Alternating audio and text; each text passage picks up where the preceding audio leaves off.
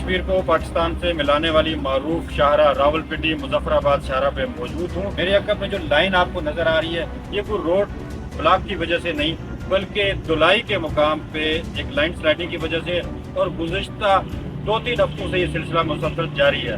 लोगों को मुश्किलात का सामना है और हम पूछते हैं यहाँ जो इस लैंड स्लाइडिंग में फंसने वाले मुसाफिर और सियाह हैं वो इस बारे में क्या कहते हैं। मेन रोड है जो पिंडी इस्लामाबाद यहाँ के वफाक कैपिटल आज़ाद कश्मीर को पिंडी इस्लामाबाद से मिलाती है। तो ये आज तकरीबन 14-15 दिन हो गए ये बंद है। हर रोज़ यही इशू होता है, लोगों के मसले मसाइल हैं, ये नहीं खुल रही। गवर्नमेंट को करना चाहिए। प्राइम मिनिस्टर साहब आए थे एक दिन, लेकिन ये भी उसका हाल यही है। फिर इसका मतलब है उसका कोई पुरसाने हाल नहीं है। निजी काम के सिलसिले में मुजफ्फराबाद आए थे, तो जब आए थे तो उस टाइम पर भी काफ़ी देर हमें यहाँ पर धुलाई के मकाम पर रुकना पड़ा, हुई थी।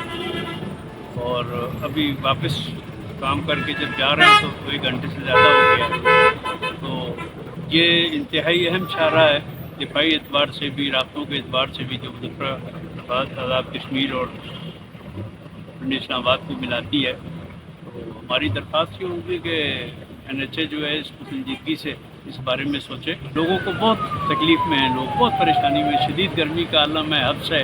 टूरिज़म के हवाले से लोगों का काफ़ी जो है वो नुकसान हो रहा है। बाकी जो पब्लिक सर्विस सफ़र कर रहे हैं लोग वो काफ़ी इससे मुतासर हैं।